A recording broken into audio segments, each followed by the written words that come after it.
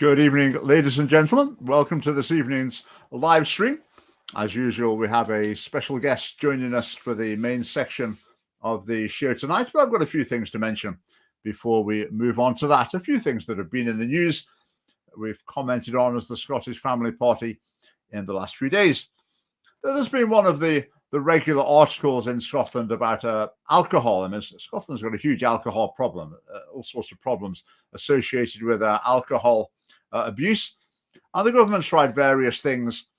And one of the things was this pricing strategy where there's a minimum unit price for alcoholic drinks. And there's been a report published very, very recently that says basically it hasn't worked in terms of reducing crime, which is one of the serious problems associated with alcohol.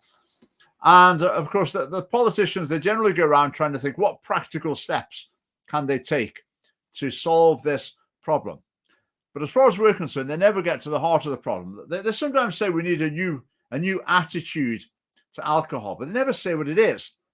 Whereas in the Scottish Family Party, we say there needs to be some sort of leadership in this area to start changing the culture. To change the culture, we need a new message. We feel that message should be, it shouldn't be socially acceptable to be drunk. Drunkenness needs to be seen as something that's sort of inherently irresponsible. And that ultimately is the way you're going to solve Scotland's alcohol problem. It's not to do with teaching kids about how many units of alcohol are in this, that, and the other, playing with the price, limiting advertising, opening hours of pubs and off licenses. They're not going to get to the heart of the problem. The heart of the problem is the culture. And so that's something we would seek to address. What else has been in the news recently? There was a story published in a couple of papers at the weekend about someone who'd contemplated suicide, a man, but then decided against it and then gone on to live a fulfilling life, and things were going pretty well for him. So that was a heartwarming tale. I sometimes worry that in Scottish society, there's too much talk about suicide. It's a well-established fact that the more people hear about people committing suicide, the more people within a population commit suicide. It's called the Werther effect. That's why there are various regulations about media reporting of suicides.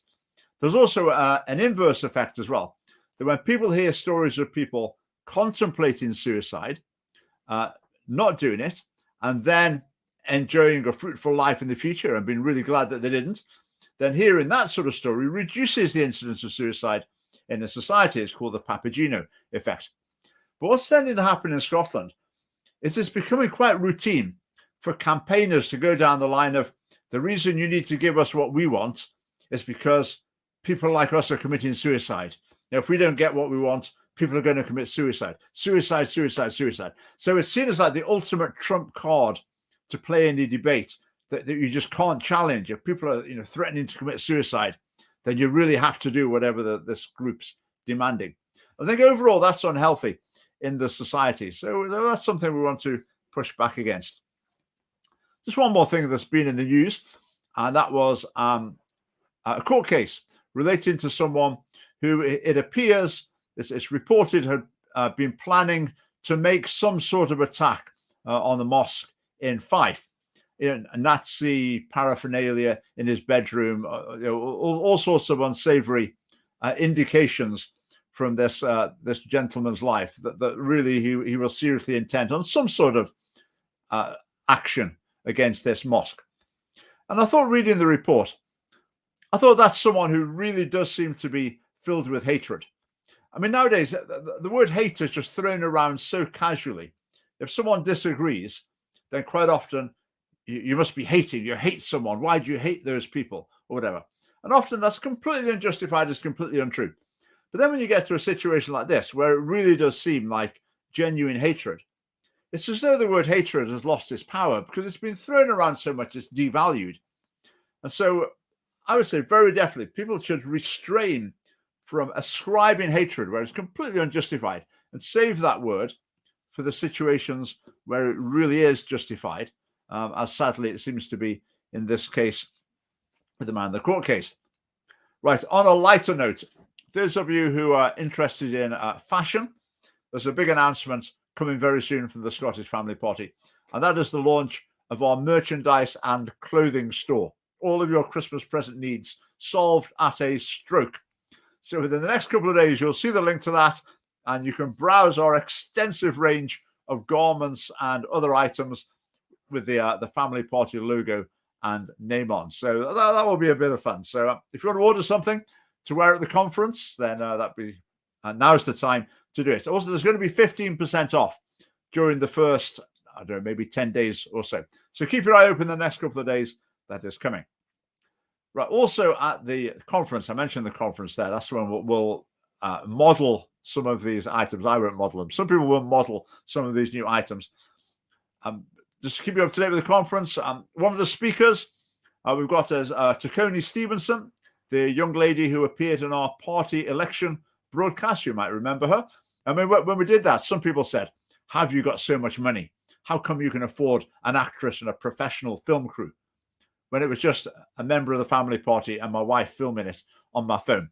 But if you saw Taconi in the election video, then she will be speaking at the conference. I'll announce other speakers in the weeks to come. Something else to mention about the conference is there will be a creche. So if you want to bring children along, that is possible. So do get your tickets. Look at our social media pages.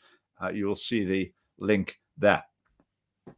Right, what's happening next week on the live stream? Well, I'm going to be speaking to a guest about climate change. Now, my position on climate change is fairly middle of the road. People find it hard to convince me that it's not true.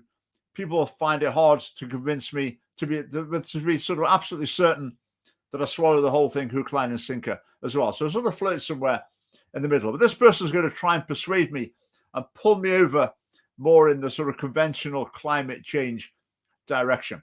So that's going to be a fascinating conversation. We'll talk a little bit about the Scottish Family Party's environmental policies as well, which are a little bit unusual and different from the other parties as usual. So that'll be next week. So do tune in to listen to that. Right, time to move over to our guest now. Let's just have a look at this very quickly. Michael, will the new leaflets be available with the conference? They will. We'll distribute them through local meetings, etc., after the conference. But at the conference, you'll be given a complimentary copy of the Corrupting Children's Minds book. It's not a booklet anymore. It's now, I would describe it as a book. I've written a book about Christians in politics. If you'd like a copy of that, you can take one. And we've got a whole range of other booklets and leaflets as well. So there's going to be a lot there, but it will be available later on as well. Right, now, one of the questions we sometimes get asked is when we talk about sex education, for example, we can point to the government's resources and say, this is really atrocious, this is completely wrong. And people sometimes quite reasonably ask, well, what's your idea then? Well, part of the answer is, well, it's not really our job to be spending dozens of hours writing a whole sex education and relationship, personal social health education curriculum. But we are aware of a lot of other very good resources, and we do point people towards them in many cases. And that's what the focus of this evening's live stream is. So I'm going to hand over to the Family Party Deputy Leader, Phil Holden, and he will introduce our guests. So welcome, Phil. Hi, good evening. I'll leave you to it, right. So our guest tonight is Louise Kirk, and she is from Alive to the World. And this is an organization which produces some really good kind of relationship education, moral education materials. And I've just been browsing through them and really enjoying looking through them. So welcome, Louise. Thank you very much, Phil. Thank you, Richard. And thank you to everybody who's here this evening. It's a huge pleasure to be with you, but particularly because there have already been stepping stones in our direction. We had Susan Mason giving an excellent talk about her school gate campaign. And then we had David Patton and talking about how the promotion of contraception and the diminishment of teen pregnancy doesn't always hang together. And then, of course, we had Philip Tanzer last week talking about the beauty of the family, which he had always sensed, even when he was little, all the way through his life. It is a wonderful thing to be able to talk in a really positive way about relationships and sex education, and that is something that I intend to do, because we at Alive to the World see it as an opportunity. I think it's very easy to get scared by it. We try and turn the whole thing round and say, if you're going to promote family, you've got an amazing opportunity in the school curriculum in which to promote exactly that. Now, if you look at the adult and you look at human flourishing, you look forward to the future, you realize that there are a lot of different building blocks to put into place. And some families are not perhaps in as good a position to put that into place for their children. And if you come from a very broken home, then obviously it's not going to be so easy. Equally, if you look to the future, you come from a very good home, you can still benefit by having at school the same sorts of good qualities being reinforced. Phil, would you like me to tell you a little bit about me and how I came into this? I've sort of gone on a bit about. Yeah, if you tell me about how did you get involved in sort of moral education, and what made you decide to want to get involved in it, and what were you doing before you were doing that? Well, immediately before I got married, actually, and before that I was working in London for a bit. Before that I was at university. And what was your job when you were working? I was working at the Royal Institution of Chartered Surveyors. Okay. So my dad was a chartered surveyor. So was he? Well, I couldn't in his department. Yeah. Anyway, so there I was writing reports, minutes, trying to advise chairman, all of that kind of thing. And when we married, my husband David said, we are going to go to the country. I don't want to go on living in London. That's part of the package of marrying me, basically. Yeah. And it seemed to me to be natural at that moment that if we were going to start a home, it had to have a bit of slack. We couldn't have two people working full time all the time. This was just an instinct. I didn't kind of work it out anything more than that, but that was my instinct. So I gave up my job, and I then took on about 3 different things, which was a bit too much. But one of them was actually writing communication training for people in jobs. So I'd done all my minutes, etc., and I started training other people, because I realized I had skills not everyone did. Another was running a scholarship fund within the family, and another was related to family, actually, because I thought, well, if I'm lucky enough to have all that I've got, I'd like to learn a bit more and teach other people a bit. Yeah. So that kind of muddled together. And then as we produced our 4 children, with huge delight, I gave up some of these various things because there just wasn't enough time in the day. But I always took an interest, particularly actually in sex education, because we knew enough to realize that there were different people out there, and that some of this might be a problem. And so I suspect we're probably one of the few people who has this in our household. Right back from 1991, it was talked about in the newspapers, and we ordered a copy. The report of the Royal College of Obstetricians and Gynecologists Working Party on Unplanned Pregnancy. And I mention that because I suspect most people don't realize that sex education was introduced to our country because of doctors, not because of teachers and not because of parents. And when sex education opened itself up at our children's village school, I had all my ears flapping. I was a school governor by then, and the Living and Growing program was introduced. What shocked me about it actually wasn't the morals, because I expected them not to be my own. What shocked me was that they even got it biologically wrong, things to do with the human biology. And I thought that they dared to step in on our children and not even teach them correctly. That just wasn't on. And so I began trying to find other resources, and just about failed. The other side, as I tend to call them, had filched anything that had been there, destroyed it so that you were forced to take these newer resources.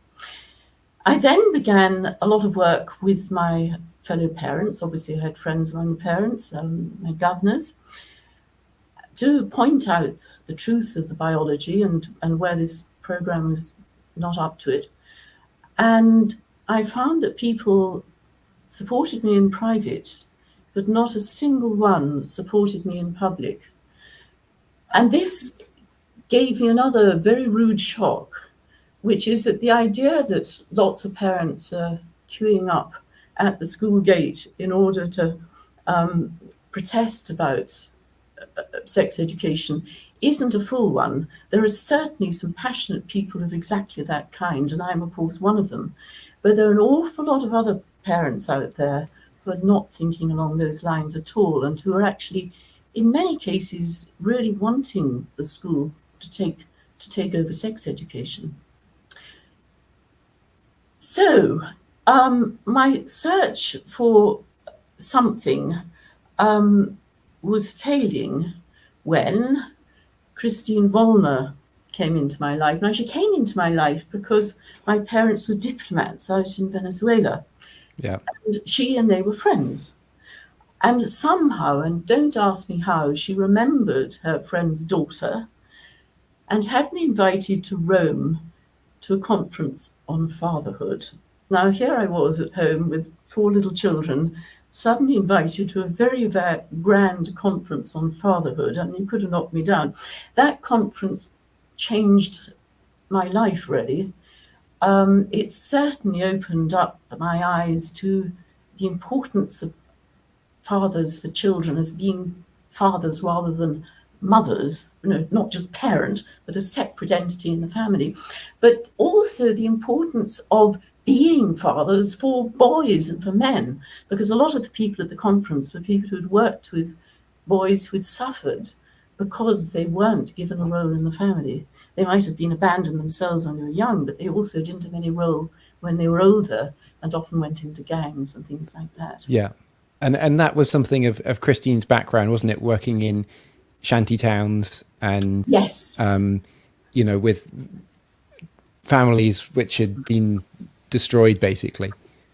You're absolutely right. When she was in her native Caracas, she had set up a pro-life organization among the shanty towns, and she was as interested in the boys as she was in the girls. The boys were joining gangs, the girls were becoming pregnant. And she thought to herself, there must be some way of reaching these lovely young people before they get themselves into trouble and life starts to tumble. And so this took obviously quite a lot of thought, but what she based her scheme of trying to help them on was the light in their eyes. She said that these youngsters all had the gleam of delight in life, of vision, of heroism. That's a great word of hers. Yeah.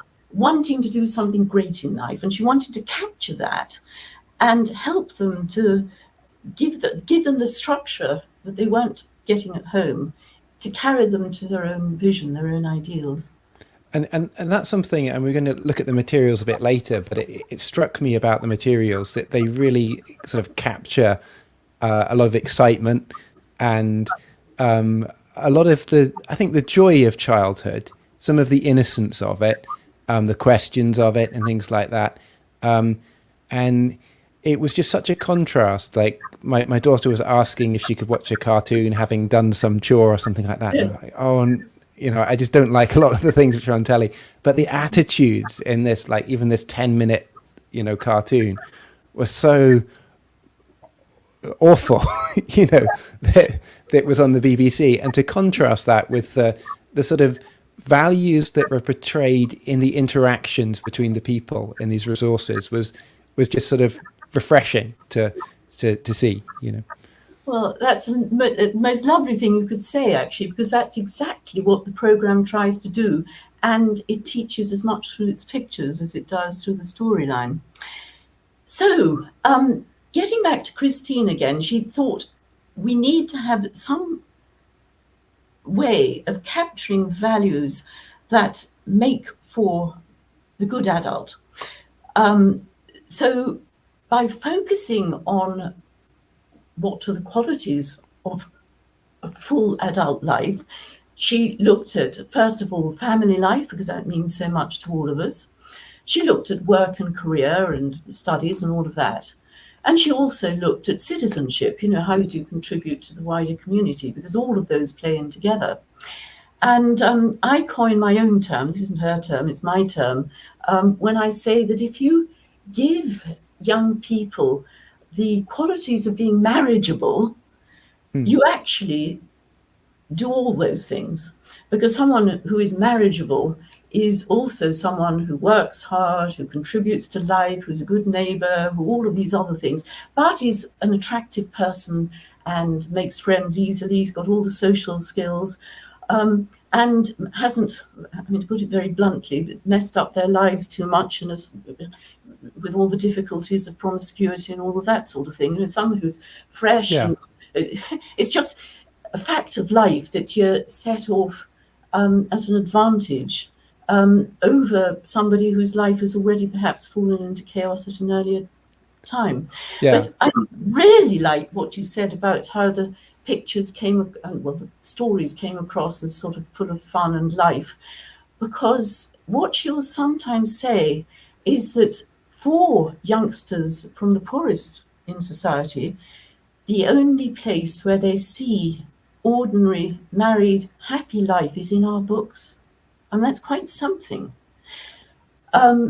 So the emphasis is on an anthropological program rather than a sociological program. That is to say, it's getting through to the qualities that you're trying to give the children, not just mirroring whatever they see around them. And that's what I sort of got looking at it. You said that to me earlier that she was working in an area where families and extended families had basically been destroyed. And so every vision of what a family it would mean for a child to grow up and have their own family, they didn't have any role models and things. And so as you look in these books, it kind of presents what an extended family is and what the interactions between these different roles are and how they work and these kind of things. And it just sort of gives children a bit of a vision for, what it could be like for them as they grow up, if they haven't seen that in their parents and in their own family, I think. So it was coming from quite a different perspective, I think, from our culture, in terms of, the things that are broken down there were quite different in terms of poverty and things like that. But I found it very interesting. It definitely touches a lot of buttons and things like that. But you're going to have to read them all. You'll enjoy them as much as the children. No, what is beguiling about them is that they come across so simply. And I've never met a child, and I say this very, very genuinely, who hasn't sat down, curled up, and started reading them. And we had some friends the other day for tea, and it was just amazing.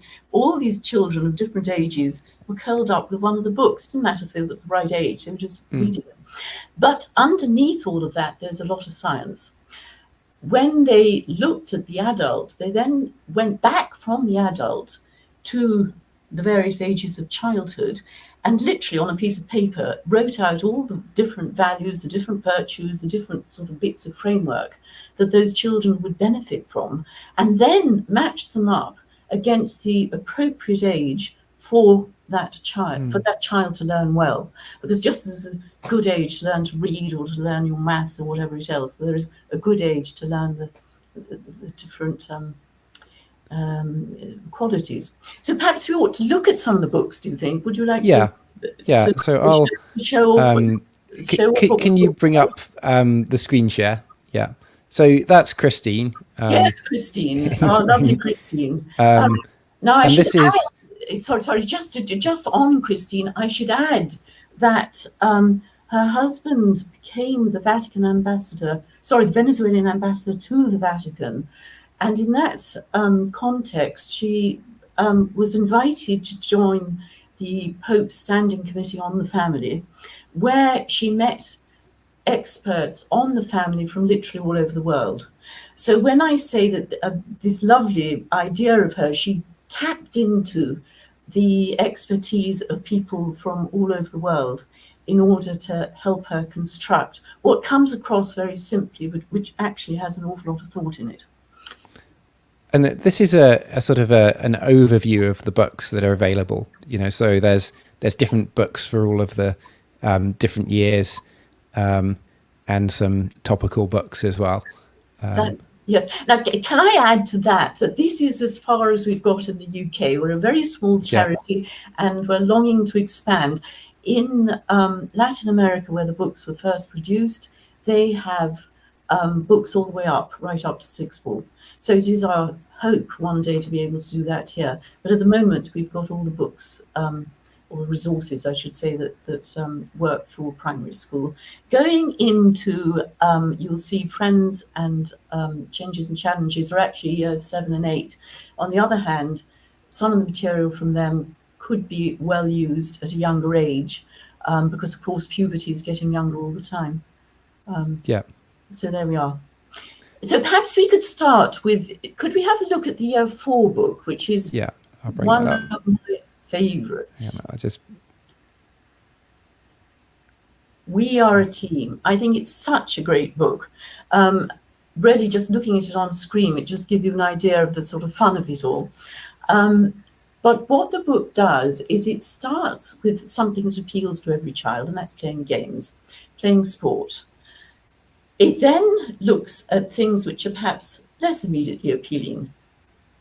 Why do you have a rule?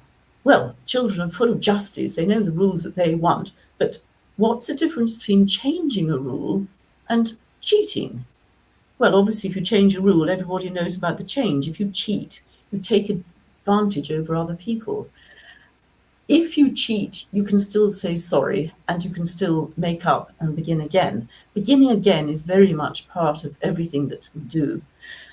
She then looks at the different parts on the pitch, that different people have different jobs. Why don't you get the person who's the very best doing everything? Because different people have different jobs, understanding that, understanding authority. From sport, you work out what it is to be part of a team. And then very cleverly, that idea of being a part of a team is taken into the family so that you can see the team in the family, why there are rules in any community, including the family, why you look up to mum and dad, why each person plays a part. And then that same idea of being part of a team is taken into the school, then out into the wider community, in your country, in your local community, and then even into nature. And at the very end of the book, actually, we have little bits and pieces about DNA and inheritance, and how you both cows are bred from mum and dad cow and all of that sort of thing, and how you inherit characteristics from both your mother and your father. But I should emphasize that we are very, very delicate, and we never go into sex education ourselves in the classroom. We don't think that's appropriate. We give a general framework, but we don't go further into that. Can you see that this sort of thing works for absolutely anybody? And this is really important to us, because very often the children from good families get left behind in relationships education. You've got an awful lot about the vulnerabilities, the difficulties. A lot is run through fear, which is actually the opposite of trust. And I don't think we always realize that when you use fear as a sort of way, a motivator, you can actually take away from the ability to trust, to love, to make friends. So our program isn't about lessening teenage pregnancies. That's not the focus. The focus is how to help children make the real friendships, the real relationships with adults in the school, teachers, whomsoever, as well as their own peer group, which will lead on to the solid relationships which are appropriate in a family. It's absolutely great, and there's nothing for any parent to fear. I really promise you that. We've already said that children love them, and I think one of the reasons also that children love them is because they're totally safe. Another thing we will never do is to expose children's family relationships in the classroom, because it's all at one root, we can talk about Charlie, we can talk about Alice, we can talk about their friends. We can get children to discuss what's going on as someone looking in. They're not exposed themselves, and therefore we don't have to say, well, you've got, so-and-so's got 2 fathers and 3 mothers and this sort of thing. That doesn't come into it. That can be sorted out themselves privately with the teacher. It sort of places the children in a situation, it shows them a situation in which there's some good values that will be demonstrated, some bad values that maybe need some correcting and things like that. And the children then discuss what they thought of how the children handled that, and and what they. You're completely right. And here you can see that Charlie or whomsoever actually doesn't want to do the dishes. Things might be in a mess. Yeah. That particular one, they're saying, okay, you're doing all this marvellous football, but why aren't you helping out at home? Well, no parent can dislike that being going on at school. So I think I should emphasize that because they are books, we do now have electronic versions of them, as you can see, but they are basically actual physical books. They are just as good at home. They can go for homeschoolers, but you can use them yourself with your own family. It's reading aloud. You don't have to have the child curled up by themselves. Marvelous for comprehension. Something else you'll notice, in that left-hand corner, there's bits and bobs which are actually general knowledge. That's another little aspect of Christine. She loves to open children's eyes to all sorts of things. So there will be lots of little bits and pieces purely for the fun of it. Sorry, that's a bit more, it's not quite general knowledge. There are some bits which are just literally pure general knowledge, and that is, alive to the world. It's a very positive idea that we really are interested in all sorts of things. So that's really quite important. You will notice all the way through there's a very strong emphasis on the role of fathers as well as mothers, grandfathers, uncles, you name it. A lot of very good role model men in there. This emphasizes that a man's role isn't just in procreation, you go. Procreation means that you create together, which means educating, bringing up your children together. And as we all know, the best way to do that is stay together as a couple in a married, long-lasting relationship. If you ask whether or not the RSE, besides the English ones, I'm not talking about the Scottish ones and all the LGBT, but the English ones, do they work? It's amazing how they do actually work. At the moment, I'm matching up our books with the sort of general targets, which the guidelines pretty general, thank goodness. And it is possible to match them up, so they can be used at schools without any fear. And I think the Scottish guidelines are actually okay in terms of our RSHP.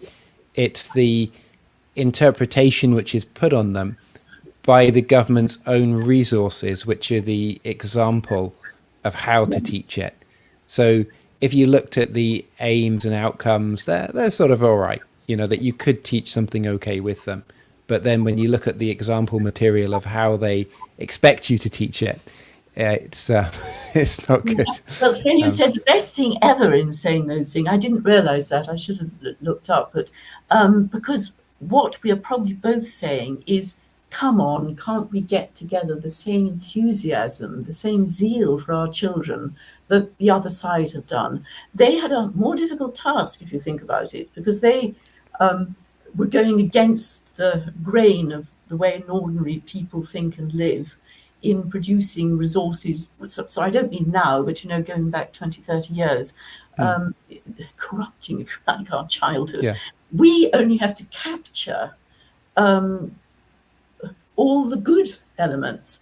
And I think that if we've got the room there in our curriculum, in the space in the school curricula that we're offered, it's up to us to seize it and seize it with 2 hands. So that's great. And I think that that we can work together to do that. Shall I bring up book 1 and just please? I'll maybe give some reflections on that, or things that stood out to me on it. So this is sort of the introduction. You get these two kids, Charlie and Alice, and I think they're cousins. You've got their extended family, right at the beginning. I think this captures something of the excitement that the kids have, all the way through it. It begins by showing that, different children have different skills. Some are good at one thing, some are good at another, then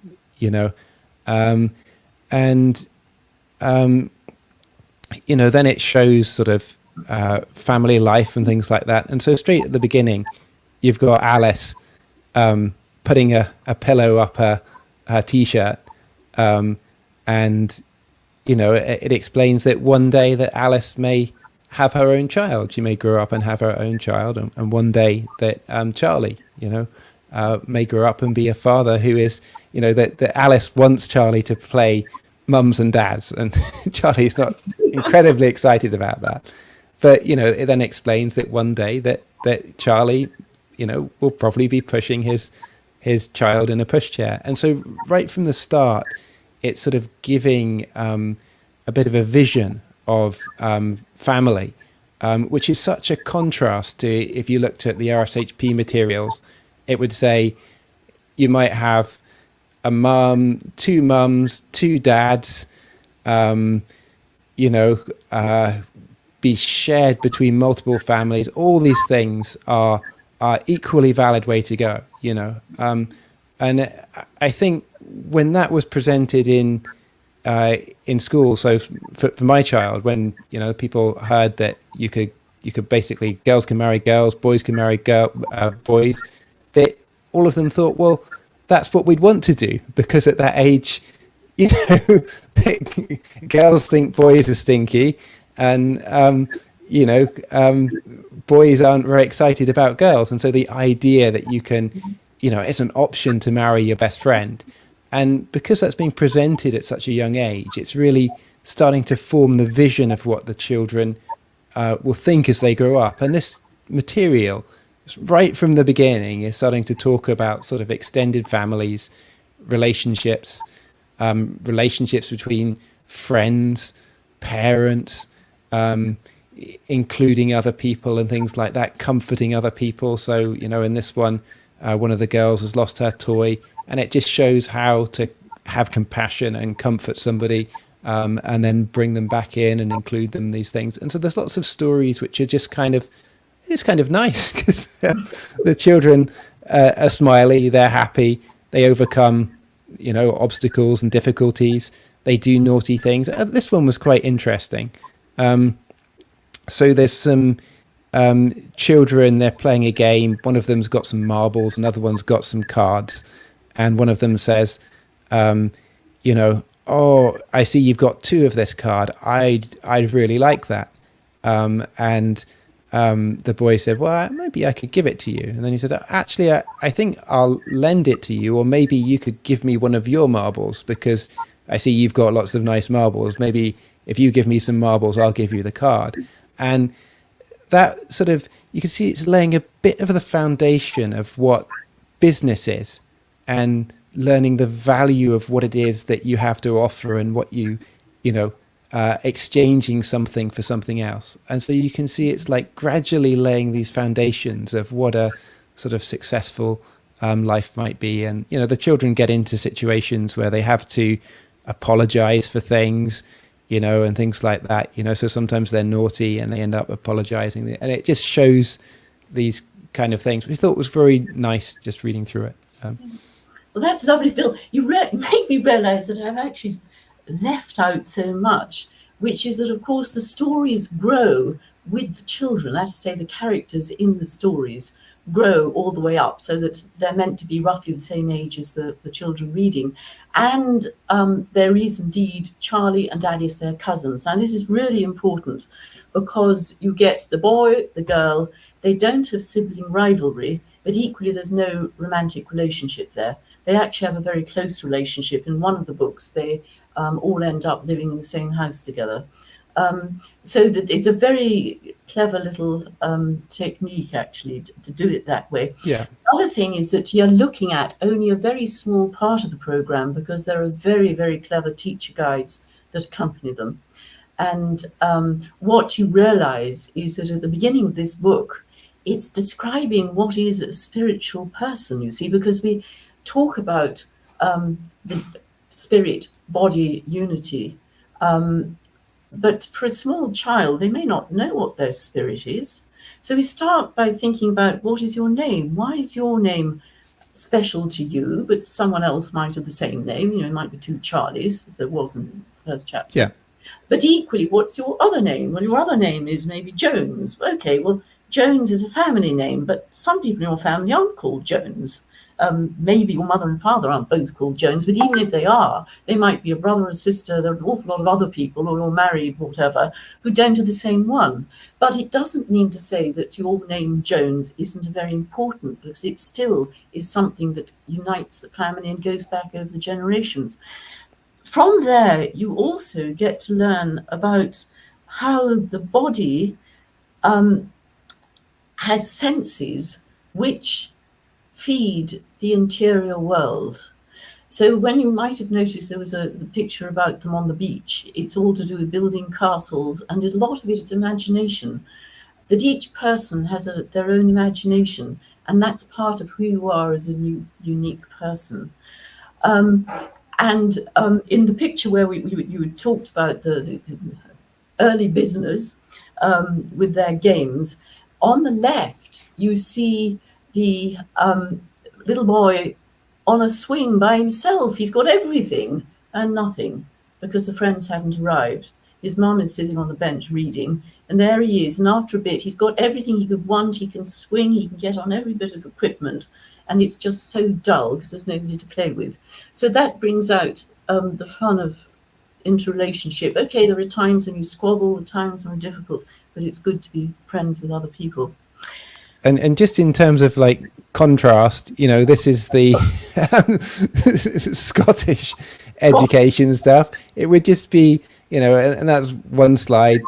It would just consist of lots of naked people, a lot of it. Yeah. So, can I also put in at this point that you may or may not have noticed, but none of this series is religious. And I think that is not actually all that common among certainly resources I've seen in the UK. I myself come from a strongly Christian background, as does Christine. But we wanted, I'm part of this because I've taken on her program, but she wanted to have something which would reach every child. Now that means every child in a faith school, because not every child in a faith school has a strong faith, and certainly not even the teachers do. And certainly some of their friends won't. So it gives those children a good language to speak to others, even if they are religious themselves. But it also means that it can go in any school anywhere, because the same values can be thought through. It means that you have to think quite hard in writing something like that, because you take from the very basic blocks where you're going to take people. But of course, sex education itself is hugely important. And I think that's where I want to emphasize that both Christine and I came into this as mothers. As I say, I had various jobs before we married. I've done quite a lot of other things while married, but my job has always been mother, wife in the family. That's, if you like, my professional work. yeah. And so it is of passionate interest to me that the parents' role in educating their children in sexuality is taken seriously. Now, I don't say it only for the sake of the parents. I say it, of course, mainly for the sake of the children. And even the Sex Education Forum, just the other day, they produced something saying, children want to learn about sex from their parents. A lot of parents don't know how to do it, don't want to do it. Therefore, schools and therefore, and off we go. But we take it seriously that it should be the parents, if at all possible, who should be educating their children. Now, many of them find this difficult, and for that reason, I wrote actually my own book, which perhaps, are you able to put that up on the? Yeah. On Hang the on, screen? I'll just share the screen again. So, can you bring that up, Richard? Yeah. Great. Now, you see, the title explains it all. We thought it would Google well. Sexuality Explained, a Guide for Parents and Children. It is not connected as such to Alive to the World because the characters are different and obviously the style is a bit different. But it is again done in story form. It includes a lot of very accurate biological drawings, but done as though mum and dad had drawn them themselves. You've got a mum talking to a girl, you've got a dad talking to a brother, and then at the very end of the book, you've got mum and dad talking to both together. The idea is that it gives parents all the latest knowledge of fertility that is now around. Many people perhaps don't yet know because a lot of the science is quite new, but in a very digestible way, so the parents can just sit and read it themselves and learn quite a lot. It takes the difficulty out of teaching. If they want to, they can sit and read it with the children, or they can even give the book to the children to read, depending on how old they are. It's got 10 different chapters, and the idea is you begin pre-puberty, and the last chapter would be somewhere in the middle of the teenage years. So it's not meant to be something that was all done with the children all in one go. Yeah. It gives a tool for parents to be a springboard into their own conversations. Obviously, teachers at school can use it, and indeed might get sort of copies for the school libraries so that it can be lent out. That is one side of our helping parents, and it's something that we ask teachers. They could give little workshops for parents to encourage them, anything they like of that kind. But it's very, very important also to emphasize that in the entire Alive to the World programme, we try and involve the parents as much as we possibly can. In the years 1, 2, and 3, I've just said that they're very extensive teacher guides, with teacher guides for all of them, but in the years 1, 2, and 3, if I can speak about them, we actually end up, first of all, with a period of recollection in the class where the teacher and the children can think through what's been going on in the day, what struck them, etc., learn from each other. And then we have something called family links. There's actually for each of the books, there's family links on the website. Any mother or father can look at it, it can be referred by the teacher. And that takes home something from the day which the parents are encouraged to talk about with their children. Now, it might be something like, who was your friend when you were young, mummy or daddy or granny or whomsoever carer? What sort of games did you play? These sorts of things, which are very easy to talk about, but they can open up a conversation. That can lead on to things like food. Now, food might sound very easy. You just teach your children good nutrition. Hang on, I'm mum. I don't want my 7-year-old to come home and tell me what I'm going to have for dinner tonight. And this is nutritious and the other thing isn't. So what we've done is to make it fun at school. For instance, for younger age, I've actually done plasticine food. Told them, if you've got different colours on the plate, you've probably got a balanced diet. Go home, mum and dad, carer, whomsoever, can we make these things which we've made in plasticine at school? And think, age 5, that's something like a balanced diet. As the child gets older, it can be a bit more complicated than that. Can you see that for a start, getting involved with a lot of other health topics, which we do in a very big way, you are also encouraging the parents to talk about all sorts of things, so it makes it easy to talk about sexuality as well.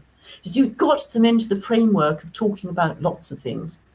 Now, I was incredibly excited today because I was listening to a webinar from the on cyber, on teaching children cyber Awareness.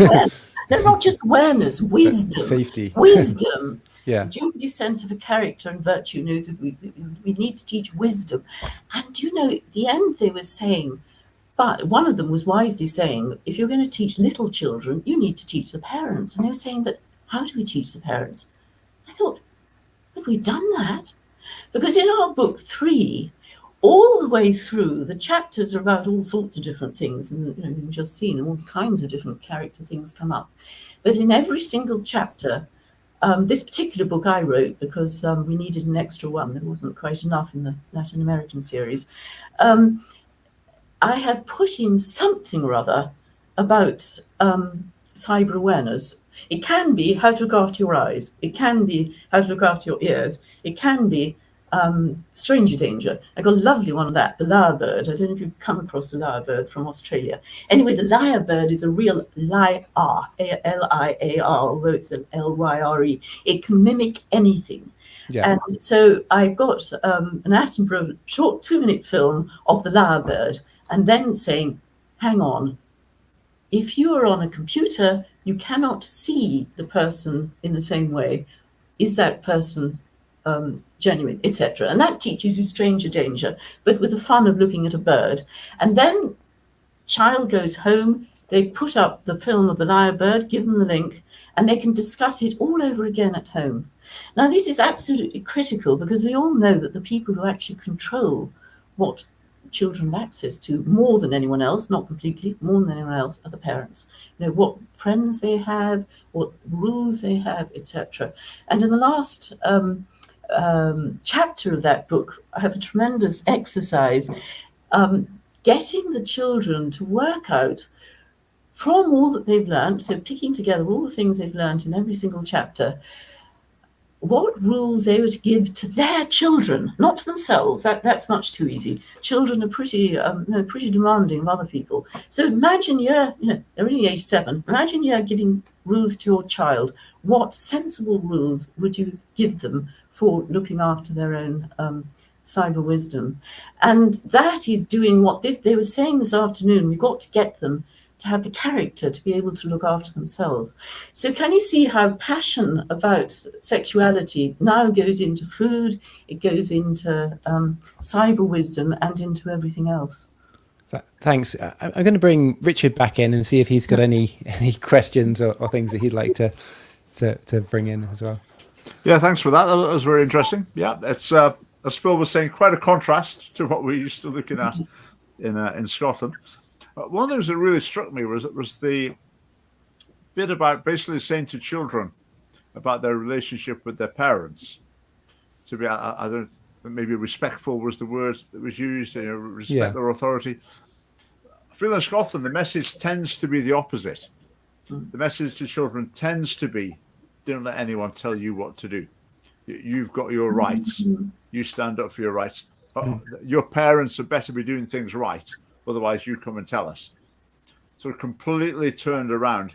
Yeah. But I think while most parents are saying to the children, you behave yourself at school, do as you're told by those teachers. The message the other way around is tending to be, don't let those parents push you around. You've got right. Is that quite? I think that seems to be quite a recent trend in education. Would you say that was something quite recent, or? Well, I don't know about that because I haven't seen that so much. But what I do know is that they do tend to suggest that children may need to consult all sorts of people. Who are you going to consult if something goes wrong, to age 7? Well, I'm sorry, it's mum, dad, granny, whomsoever. And if you need anyone else, it's your trusted teacher. Those are the things we build up, and we do it very much on purpose. So it's not only the parents we encourage them to respect. There's a lot on being polite but friendly. As I say, that we're very warm. We're not sort of cold to teachers as well, and to other members of staff. Yeah. Can I make another sort of quick point, which I think is incredibly important? You can destroy a child in one bad lesson. To build them up, it takes years. And so our books are long, they're very detailed, And to follow them through properly, it needs dedication on the part of the school, on the part of the parents, because we are building a cathedral, if you like, rather than knocking it down. And I think that needs to be said, because it does mean that it takes investment, but it's worth it, and the children really enjoy it. Yeah. I think instilling virtues, like you say, it's a long project. Yes. But even the basics, like getting children to say please and thank you every time. I mean, sometimes it feels like you've been at it for months and months and months and you're not getting very far. But yeah, I mean, these are a major projects to the point where you really would wonder how schools think they've got time for all these other issues, where the central things, the most important values and virtues, really take a lot of effort. Just go back to the children playing with each other. I was reminded a bit in the Scottish educational system I've seen as well, and not from the relationships, sex education resources, from other educational resources. This idea of how to play together, how to get on with people, and some of them were taking the sort of line that if you want to do one thing and all the other children want to do another thing, don't forget it's your right that they do what you want. Eventually, okay, maybe not all the time, but you need to demand your right from them. Otherwise, you can complain that you're not being included. And that's there in one of the books, in the first books. It's like, I think there's drinks on offer, and and the adult says there's only one jug, and someone says I want orange, and someone says I want lemon, and then it says of another child, he just sat there and he was happy to have his friends there and let them make the decision, and it's not underlining that point very much, but you can see how that can be brought up in discussion, afterwards, and you can see, that this person just, thought the meal and the friendship was more valuable than getting their choice, Yeah. But as I with the Scottish version, for a start, it's not going to work relationally. I mean, if you're with a bunch of your pals and you say, no, it's my right, we've got to do it my way, I want to play pirates, which is not going to work in the relationship. But then what's it teaching? The child is teaching them that the way forward in these situations is to sort of demand. I mean, sometimes, okay, that is what you have to do, but it's also very unbalanced. So it was great to hear, even more so what Phil's saying there. It's great to hear that sort of the other side. And I think what's quite interesting, if I'm right, the background of this is not that it's a reaction to wokeness, because of the culture in which it's been written was to do with the breakdown of families, to do with very different things, with alcohol and other things that had caused families to split up. And so its focus is very positive. It's not like we're out to pull down these groups and to, it's not the perspective it's coming from. And I thought that was good. It's sort of, positive all the way through. But yeah. In the Scottish resources, from a family point of view, there isn't really the emphasis of, this is what a healthy family looks like. This is your position in the family. This is how it all works. It's just the hard preach of families come in all shapes and sizes. You can make children in all sorts of ways. And that just squeezes out the most important lessons that there are, the most important life lessons about family, current family and their families in the future. So that's very... and it makes you aware of the absence of a vision of family in our education, I think. Because this is presenting that vision of family to people who didn't have that vision because of multiple generations of broken down families. And, it's showing them this is a picture. Maybe this is what it was like for your parents and their parents, but it could be different for you, and that's the perspective that I think this is coming from. But then you think for our kids going through education now, what they're seeing is like, your families can go in any of this direction, and yeah, you can bring up a child however you want to, shared between however many people, and yeah. So that's just 9 o'clock coming up. Have you got any last questions, Phil? Or any last points to make, Louise? And just to thank you very much. I really admire all you're doing. You're south of the border, as you'll hear. Otherwise, I'd come and join you. Oh, we've got quite a few members in England. Have you? Feel free to join I can join up. Yeah, just to say that the website is alivetotheworld.co.uk. Yes. Turn it up, have a look at it, and have a think about ways that you might be able to use it. I think we've said earlier that in the Highlands and Islands that parents kicked up a fuss about the relationships education material that's being used in their schools, and they stopped using the rshp.scot materials and have used other materials instead. So that's an inspiring win. It shows that something's possible. And go for it. There is something I'd love to say, actually, which is that if anyone thinks that they can help to make the program better known, I would really value it, because we really are very small on the ground here, and it would make a big difference. So if anyone's interested and can interest in their school or anything else, that would be. Well, we've given it a plug at the recommended resources section of our new book. Lovely. About sex education in Scotland. So. Thank you. Well, thank you very much. Thanks, Phil. Thanks, Louise. Thank Thanks, you. everyone, for watching. And those of you who are going to be watching later as well, thanks for your comments. I've enjoyed reading those. But it's good night until next week, when we will be talking about climate change. Good night. Thank you.